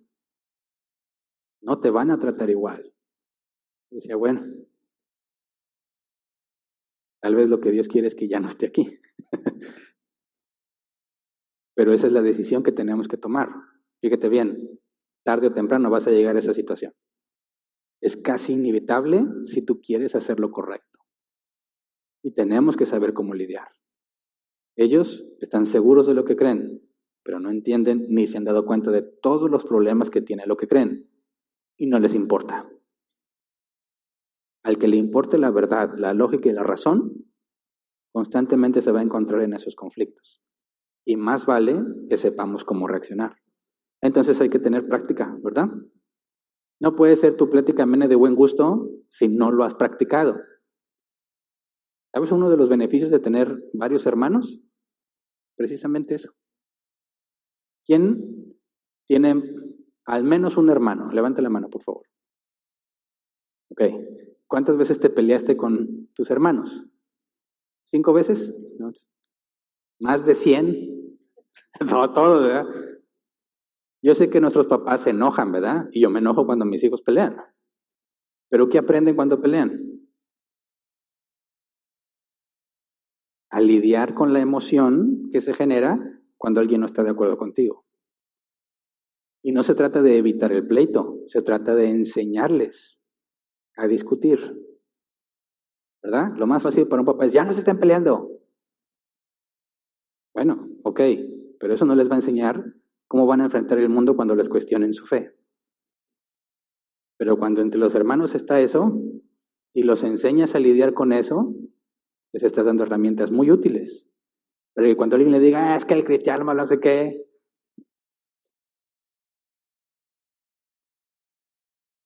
mira, y empiezas a explicar, entre los hermanos nos gritamos, algunos hasta se patean, se cachetean, se desgreñan, se traicionan uno al otro. Y esa es una muy buena práctica para conocer la naturaleza humana, ¿verdad? Ahora, ¿cómo lidias y toleras esas cosas? Es lo importante de esas experiencias. Y el cristiano debe estar, como decimos acá en México, bien fogueado en esas cosas. Y cuando le diga, es que el cristianismo es una bola de intolerantes, se activa a ti rápido el proceso. Ok, y ya tienes el camino a seguir para que no pierdas la cordura, para que no pierdas el control de ti mismo y te ganches en la emoción, sino para que vayas guiando la conversación.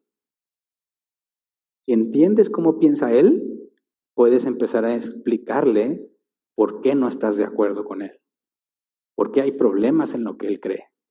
Y créeme, Dios hace milagros. Hay personas que están plenamente convencidas de que tienen la razón y cuando aplicas lo que la Biblia dice y los haces razonar, dicen, caray, no me había dado cuenta, tienes razón. Y aunque no se hacen cristianos, cambian su manera de pensar. Y glorificas a Dios porque ahora se da cuenta de que el cristianismo no está lleno de personas con fe ciega, sino con una fe razonable. ¿Se entiende? Así que debemos ser tolerantes en el sentido correcto. Entre nosotros como cristianos y para con el mundo. Entre nosotros no toleramos el pecado. Tampoco toleramos el pecado en el mundo. Si en el trabajo te das cuenta de algo incorrecto, tenemos la obligación de reportarlo. Y eso es muy difícil. ¿Verdad? Pero si no lo reportamos, somos cómplices. Y eso no glorifica a Dios. Reportar lo que estás encontrando glorifica a Dios, aunque te vas a poner a todos en contra tuya.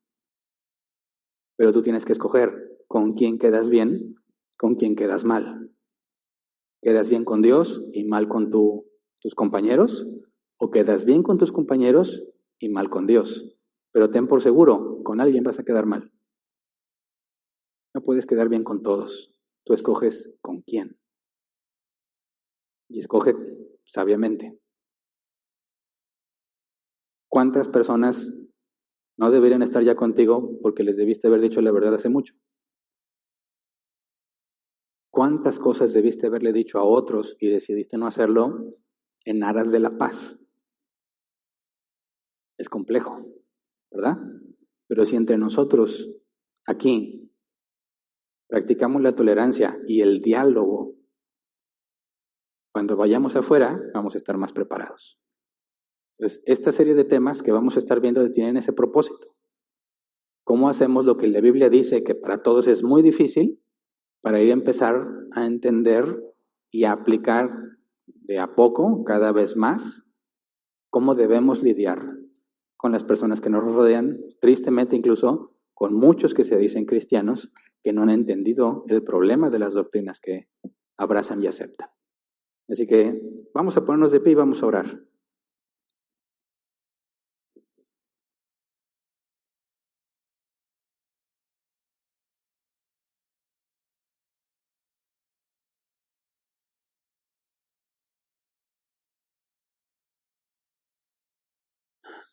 ¿Cuántos de aquí ya les han dicho herejes? Levante la mano, quiero saber. Un poquito todavía. Algo estás haciendo mal entonces. Dicen, no me consta, pero lo leí, que Spurgeon, cuando tenía algunos discípulos que les enseñaba a ir a evangelizar, los mandaba a algún pueblo y cuando regresaban les hacía esta pregunta: ¿cuántos enemigos ganaste? No cuántas almas ganaste, como algunos dirían, ¿verdad? ¿Cuántos enemigos ganaste? Y le decía, no, pues ninguno. Predicaste mal, veíaslo otra vez. O sea, lo que quería que fueras a pelear. No, cuando dices la verdad, te vas a generar enemigos. ¿Verdad? Entonces no nos debemos de deprimir o sentir tristes cuando decimos, oye, es que me meto en cada cosa, porque no soy normal. Digo, muchas veces sí hacemos las cosas mal, nos metemos en problemas que no debimos habernos metido. El punto es ir corrigiéndolo, no evitarlos, sino hacerlo apropiadamente. Pero ninguno de nosotros evita el conflicto.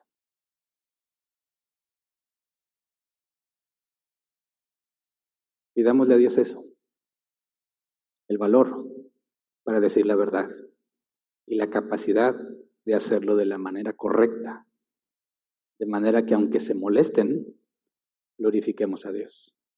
Y vamos a orar, Señor, concédenos, Padre, según tus misericordias y tu soberana voluntad, la capacidad, la preparación, las circunstancias para poder decir la verdad de la manera correcta. Sabemos, Señor, que es muy difícil para nosotros controlar nuestras emociones. Por eso acudimos a ti, Señor, porque tú eres quien nos da la capacidad de hacerlo, de forma gradual, pero queremos saber y ver, tener la evidencia de que estamos creciendo. Ayúdenos a entender, Señor, la forma en que el mundo razona o deja de razonar para poder estar preparados cuando se nos pida, se nos demande razón de lo que creemos, de lo que esperamos. Enséñanos a tener dominio propio, a no arrastrarnos por los gritos, los pleitos, las discusiones, sino estar conscientes y alertas de aprovechar las oportunidades en las que podemos glorificar tu nombre. Enséñanos a evitar problemas innecesarios, a evitar, como dice tu palabra, discusiones insensatas que solo llevan a pleitos. Ayúdanos a ver cuándo debemos hablar, cuándo debemos callar, cuándo dijimos suficiente y cuándo aún falta más por decir. No hay forma de anticiparnos esas cosas, pero tu Espíritu Santo en nosotros nos guiará, nos indicará. Señor, toma control de nosotros. Que seas tú quien hable a través de nosotros y no nuestra carne o nuestras buenas ideas, nuestras buenas intenciones. No queremos hacer lo que consideramos correcto. Queremos hacer lo que tú dices que es correcto. Enséñanos, Padre, a aceptar el pago que corresponde, muchas veces de impopularidad, de rechazo, a veces incluso maltrato. Enséñanos, Padre, a padecer justamente. Como dice tu palabra, si hemos de padecer, que sea por hacer lo correcto, que ninguno de nosotros padezca por hacer lo injusto. Ayúdanos, Padre, a ser sabios, a discernir, a tratar con amor bíblico nuestros enemigos, aquellos que hablan mal de nosotros, que nos ofenden, que nos quieren avergonzar. Enséñanos, Padre, a responder con firmeza, sin importar la presión, a responder con la frente en alto, porque hacemos buen uso de tu palabra, como dice Pablo a Timoteo, procura presentarte delante de Dios como obrero aprobado, que hace buen uso de la palabra de verdad. Queremos, Señor, que se diga de nosotros como se dijo de tus apóstoles, gente indocta, que se ve que ha estado con Jesús. La gloria sea tuya, Señor, en todo lo que hagamos. Y si nos equivocamos, permítenos enmendar el daño, mostrar arrepentimiento y glorificar tu nombre aún en medio de nuestro error. Lo rogamos en el nombre de Jesús. Amén. Pueden sentarse. Pasemos a la sección de preguntas y respuestas.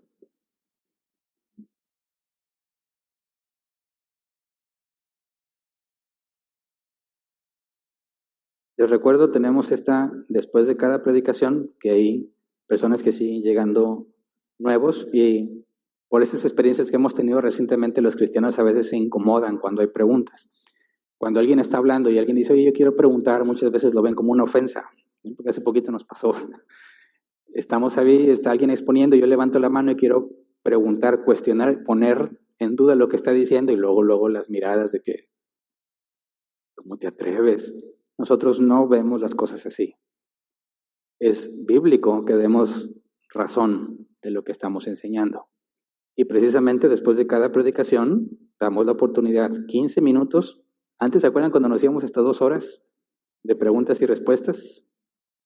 Los que preguntaban felices, los que estaban aquí, tolerantes. Lo redujimos a 15 minutos por respeto a todos los que están aquí, y por eso tenemos una sesión de preguntas y respuestas cada 2 semanas. Ya la pasamos este martes pasado, dedicamos 1 hora y media a responder preguntas, el próximo martes no toca, sino hasta el siguiente. Así que si no nos alcanza el tiempo de hoy, los 15 minutos de hoy, pueden aprovechar la sesión dentro de 2 semanas. Las preguntas deben de ser con respecto al tema que estamos viendo, ¿verdad? Si alguna pregunta no tiene que ver con el tema, la voy a pasar al final. Si queda tiempo, me esforzaré por responderla, aunque no tenga que ver con el tema de hoy. Pero si hay suficientes preguntas, voy a descartar las que no son del tema de hoy para responder las que son respecto al tema. Para preguntar, ahí está el código QR para que te agregues a nuestro grupo de WhatsApp, donde se hacen las preguntas. Dicen, ay, qué tecnológicos. No, si pasamos el micrófono ya no estamos con las restricciones de COVID. Y fíjate, algunos han dicho, oye, así está mucho mejor, ¿verdad? ¿Qué opinan ustedes? ¿Dan el micrófono a alguien y que formule su pregunta o que le escriba? Ay, gritan, que le escriba. Como que es mucho más eficiente, ¿verdad? Entonces, bueno, si estás en el grupo de WhatsApp ya, escribes tu pregunta en el grupo y me llega aquí directamente y se responde en el orden en el que llega. Si no estás en este grupo de WhatsApp, porque nada más se agregan los que han venido aquí, cuando están los códigos QR, bueno, por medio de las redes sociales, se transmite por medio de Facebook y por medio de YouTube. En Facebook puedes hacer tus comentarios y nuestros hermanos de multimedia canalizan tu pregunta tal cual, no la parafrasean ni la interpretan, tal cual, copy-paste y la pasan a este grupo. Solo respondemos mientras estamos en vivo, porque me ha tocado ver notificaciones de 2 horas después de que se acabó la predicación y alguien hace su pregunta, pues ya no estamos monitoreándolas. Las preguntas son mientras estamos en vivo. Recuerden que se transmite también por BC Online nuestras reuniones desfasadas. Nuestra reunión de hoy, domingo 18 de abril del 2021, se va a transmitir hasta el próximo martes 20. Y cuando lleguemos a la sesión de preguntas allá, pues ya no vamos a estar atendiéndolas porque ya pasaron varios días. Si quieres conectarte directamente, entra a la página de Facebook, Iglesia Árbol Plantado, le das me gusta y te va a notificar. Nuestro canal de YouTube, youtube.com/árbol plantado, y ahí está, le das me gusta, activas la campanita, te llegan las notificaciones. Muy bien, empiezo a leer las preguntas que tengo. El tiempo corre hasta que empiezo a leer la primera, ¿verdad? Primer pregunta, Irving Castro, ¿existirá legitimidad cuando el Estado censura religiones cuyas prácticas dañen la integridad física de los feligreses, como el caso de Rusia con los testigos de Jehová, transfusiones de sangre? Dice, espada de 2 filos. Pues mira, es algo complejo determinar en qué tipo de circunstancias el gobierno debe intervenir. Bíblicamente sabemos que el gobierno tiene la espada y la iglesia las llaves del reino. ¿Se acuerdan cuando estudiamos ese tema? Las llaves del reino implica que la iglesia reconoce a los que son salvos y a los que no, ¿verdad? Con la membresía de la iglesia. Y todo lo que tiene que ver con la enseñanza bíblica y el orden bíblico en una congregación no corresponde al control del gobierno. Y viceversa, ¿verdad? La iglesia no está llamada a hacer leyes o a gestionar políticas. Entonces, cuando vemos que el gobierno intenta censurar algo religioso, en este caso menciona Irving con los testigos de Jehová, porque impiden la transfusión de sangre que puede generar un daño, me parece que aunque está interviniendo en un asunto religioso, está procurando el bienestar humano. Y me parece que ese tipo de circunstancias puede ser válidas cuando alguna creencia religiosa en particular atenta o dificulta la impartición de justicia o la completa, el que una persona esté salvaguardada, ¿verdad?, con respecto a su salud y a su integridad, me parece que es válido que la espada, el gobierno intervenga para que se haga justicia y para que se mantenga el valor de la vida. Cuando los testigos de Jehová impiden las transfusiones de sangre, puede perder la vida esa persona que no recibe sangre, lo que implicaría en quitarle la vida a una persona con la imagen de Dios.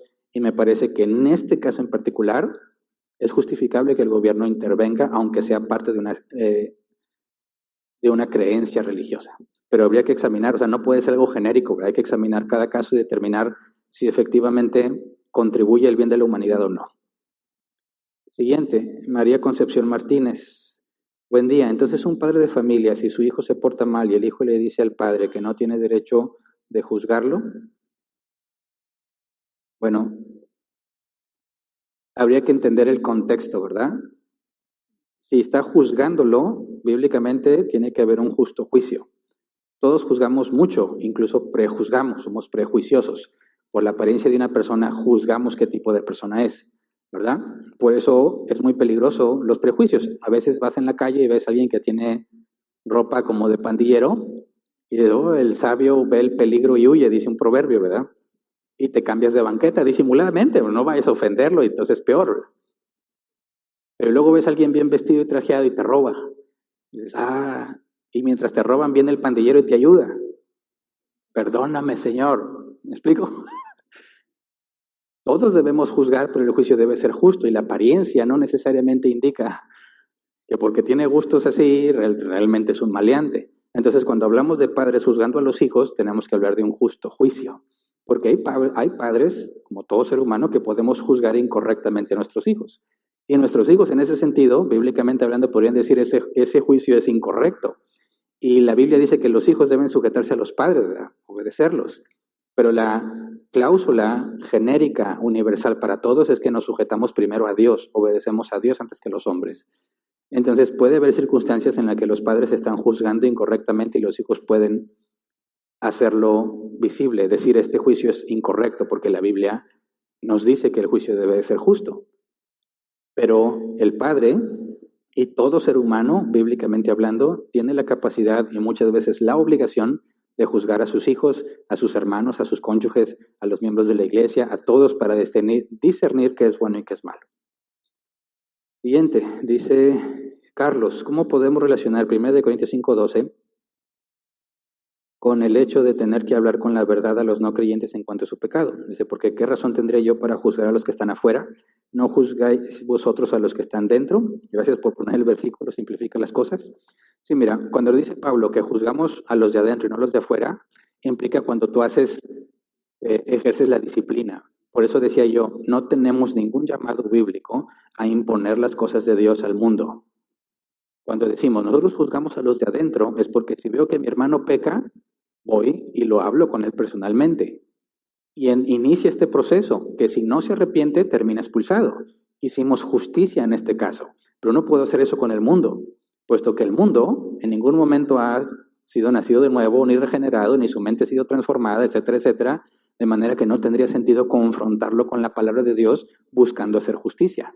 Para eso Dios instituyó la ley, ¿verdad?, el gobierno secular, y acudimos a las instancias gubernamentales para que se haga justicia. La iglesia no tiene autoridad sobre el mundo. Entonces, cuando Pablo dice que no debemos juzgar a los de afuera, implica que simplemente toleramos las cosas que hacen, pero no las aceptamos, las reportamos a las autoridades, pero nosotros no tenemos ninguna autoridad sobre ellos. Así que los cristianos tenemos que asegurarnos que tenemos que usar las instancias correctas. Un cristiano que va y trata digamos, no confrontar el pecado, porque eso sí lo podemos hacer, ¿verdad? Pero cuando tratamos de imponer un juicio sobre los de afuera, un castigo, una pena que no corresponde con el mundo, estamos haciendo algo totalmente incorrecto. Entonces ahí tenemos que entender que la iglesia no está para hacer justicia en el mundo. Para eso está el gobierno. Se supone que lo deben de hacer, ¿verdad? A él le rendirán cuentas. Siguiente, Javier Segura. Dentro de todo este concepto, lo primero debería ser conocer a Dios por medio de su gracia y posterior conocer la vida correcta. Creo que como cristianos buscamos primero corregir el mal camino sin buscar primero el nuevo nacimiento. Bueno, eso es lo que vimos el tema anterior, por eso hablamos de la vocación. Primero nosotros, primero glorificamos a Dios con nuestras vidas y luego nos preparamos para dar razón a los de afuera y señalar los errores en los que está afuera. No es un llamado a ir a buscar dónde estás mal y descuidar tu vida. Por eso primero estudiamos todo lo que tiene que ver con santidad, con la responsabilidad que tenemos de glorificar a Dios para que las áreas inconsistentes en tu vida te pongas a trabajarlas, para que cuando hables con ellos sobre la lógica y el razonamiento, no vengas a refutarte tú mismo diciendo, hay mucha lógica, ¿y por qué haces eso? Tú mismo quedas mal, ¿verdad? Si te enfocas en tu vida, primero, la santidad que corresponde a todo cristiano, entonces, cuando hables de lógica, razonamiento, van a encontrar congruencia para contigo. Por eso nunca debemos descuidarnos de nuestra vida de santidad, es lo primero. Siguiente, dice Carlos, ¿cómo podemos aplicar la disciplina de Mateo 18 a creyentes que no pertenecen a la misma congregación? No vas a poder hacer el proceso completo, pero la responsabilidad primera va a ser hasta quizás notificarlos a sus autoridades, o sea, hasta el tercer paso. Lo confrontas individualmente, porque ahí no se requiere que pertenezcas a la misma iglesia, se requiere que pertenezcan al mismo reino, al reino de Dios, ¿verdad? Si tu hermano peca, es tu hermano, aunque se congrega en otra parte, y lo amas, vas y le dices la verdad. No hace caso, llevas testigos. El tercer paso ya no lo vas a llevar a tu congregación a la asamblea, porque él está en otra congregación, pero tienes que acudir a sus dirigentes y decirles, esta es la situación, ya hicimos este proceso y no reconoce el pecado. Y ellos decidirán cómo proceden. Si es una iglesia bíblica, tomará el proceso en propias manos y lo aplicará al pie de la letra. Si es una iglesia no bíblica que piensan, como nos dijeron ya una vez, eso nomás pasa en las iglesias ideales, pues hasta ahí llegas, ¿verdad? Porque no van a hacer nada más. Y ni modo. Una cabra loca va a andar ahí y ni cuenta se dan. Pero hasta ahí llegarías. Tú no puedes ir a la otra iglesia y expulsarlo de esa iglesia porque nada que ver. Siguiente, Juan Villarreal. El profeta Elías se burló sarcásticamente de los profetas de Baal. ¿Estuvo mal? Pues mira, entiendo perfectamente a Elías y me identifico mucho con él. Y puede haber circunstancias como las de Elías en las que es válido. ¿Se acuerdan del el argumento ad absurdum? Ad absurdum es tomar un razonamiento, un argumento y mostrar lo absurdo que es. Y a veces al mostrar lo absurdo que es, se vuelve risible. Y esa forma de argumentación puede ser válida en algunos puntos. Los proverbios dicen que le debes responder al necio como merece. Pero también dice que no te pongas a pelear con el necio porque estás siendo igual de necio tú. Estoy parafraseando los proverbios. Entonces habrá momentos en los que podrías aplicar el ad absurdum y llevarlo a un extremo que puede ser risible para mostrar tu punto, y en otras ocasiones no sería correcto. Burlarte sarcásticamente es pecado, así de simple. No creo que lo de Elías sea una burla sarcástica, es más bien llevar la conclusión lógica a lo que están haciendo y lo risible que resulta, pero hay que tener mucho cuidado. Bíblicamente podemos concluir que habrá razones o circunstancias válidas, pero no siempre. Siguiente, dice Gledson Araujo. Hola, Pastor Hernán. Dios bendiga a la familia de Árbol Plantado. Un saludo desde Bilbao, España. Gracias. Dice, participo de algunas reuniones donde siempre escuchamos a la voz de Dios para tomar decisiones y veo que en la hora de compartir lo que Dios habló, cada uno tiene una versión diferente. Y hay un responsable que va apuntando todo y luego si hace un desglose para llegar a un resultado final y hasta algunos días los toleraba. Pero viendo la soberanía de Dios, ¿será que lo que hacen es como echa una mano Dios? Es como Dios les da palabras diferentes de cada uno y luego tenemos que romper cabezas para ver la voluntad de Dios. ¿Podría darme un consejo en esta situación?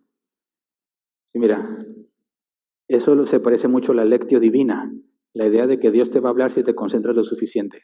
Abres la Biblia, Bueno, primero cierras los ojos y buscas, le pides a Dios que te hable, abres la Biblia, pones el dedo en un versículo, lo lees y es lo que Dios te dice. Eso es una forma. La otra forma es, lee un versículo y medítalo a ver si para ti significa algo, a ver si Dios te da algo de ese versículo. Pero si te fijas, al momento en que haces eso, te despegas de la Escritura y llevas tu imaginación o tus sentimientos a ver qué Dios me está diciendo. Si alguien quiere hacer eso, tiene que asegurarse que todas las ideas que llegaron sean bíblicas. Y en ningún momento significa que Dios está dándoles todas las ideas para que encuentren una. La Biblia tiene una sola interpretación. Puede tener muchas aplicaciones, pero una sola interpretación. ¿Por qué decimos eso? Porque eso es característico del lenguaje. Cuando yo te estoy diciendo algo, las palabras que estoy usando es para que tú interpretes algo en particular, no para que interpretes lo que tú quieras. No tendría sentido. Y cuando Dios inspira la Escritura, hay una intención de Dios que está comunicando particularmente. Entonces, cuando tratan de hacer ese tipo de ejercicios, donde cada uno busca la voluntad de Dios y se pone a buscar, a orar de forma sensorial, sentimental, determinarlo, pues para mí me parece que no tiene sentido. Pero si lo hacen, fíltrenlo todo con la Escritura. Cualquier idea, cosa que no provenga de la Escritura, debe ser desechada. Siguiente, Pedro Lozano, pastor, Dios le bendiga. Gracias. Dice, mi pregunta será, ¿qué le han cambiado el nombre a la tolerancia de los falsos maestros por la palabra ecumenismo? Porque esta manera de pensar, aceptar y respetar toda forma de pensamiento, doctrina y religión. Gracias, pastor Hernán, excelente prédica, felicidades. Gracias. El ecumenismo viene del relativismo, ¿verdad? Si todo es relativo y no existe la verdad absoluta, entonces todas las religiones son igualmente válidas o verdaderas. El ecumenismo, esta idea de tener comunión con religiones que profesan cosas totalmente distintas. Por ejemplo, la Escritura dice hay un solo mediador entre Dios y los hombres, Jesucristo hombre. Nuestros amigos católicos romanos dicen María es corredentora con Cristo. Aquí ya tenemos un problema, ¿verdad? La Escritura dice que está establecido que los hombres mueren una sola vez y después el juicio. Y los amigos católicos romanos dicen que te vas al purgatorio y ahí te puedes salvar. Hay otra contradicción. Entonces, no puede ser que estemos aceptando la doctrina de la Iglesia Católica Romana como algo igualmente verdadero en nombre del amor. Eso es claramente contrario a la Escritura. Siguiente, Francisco Vázquez. Buenas tardes, pastor Hernán. ¿La nueva tolerancia con respecto a las creencias de las distintas religiones sería un ejemplo de ecumenismo? La pregunta está relacionada. Sí, sí es un ejemplo, ¿verdad? Siguiente, Wilberton 17. Pastor, saludos desde Puerto Rico. Si puede explicar el versículo que no juzgues o serás juzgado y el versículo que dice que sí juzgues. Gracias. Ya lo expliqué brevemente, ¿verdad? No juzgues para que no seas juzgado. Dice, primero quita la viga en tu ojo antes de quitar la paja en el ojo de tu hermano. Está hablando de un juicio hipócrita. Cuando tú eres culpable de lo mismo que lo acusas y aún así te portas como si tú fueras justo. Ese es el juicio inválido, incorrecto. Nunca se debe juzgar así. Cuando dice juzgad con justo juicio, se requiere analizar la evidencia, ¿verdad? Escuchar las versiones y luego bíblicamente llegar a una conclusión. Ese juicio es correcto. Incluso el apóstol Pablo dice que aún juzgaremos a los propios ángeles. No hay nadie entre ustedes que juzgue cuando presenta el caso de dos cristianos peleándose ante los tribunales del mundo. Así que no hay nadie entre ustedes que juzgue, que determine cuál de los dos está mal, por qué ir a los tribunales. Si en la iglesia debería haber personas con la capacidad de usar la Escritura y determinar quién está mal, y lo hace como dejando ver que es vergonzoso que nadie en la iglesia haya podido juzgar eso. Así que debemos de juzgar con justo juicio y nunca de manera hipócrita. Siguiente, Mayera La Rosa, pastor, ¿qué sucede cuando muere un perrito? ¿Lo volveremos a ver? Bueno, la voy a dejar para el final si hay tiempo.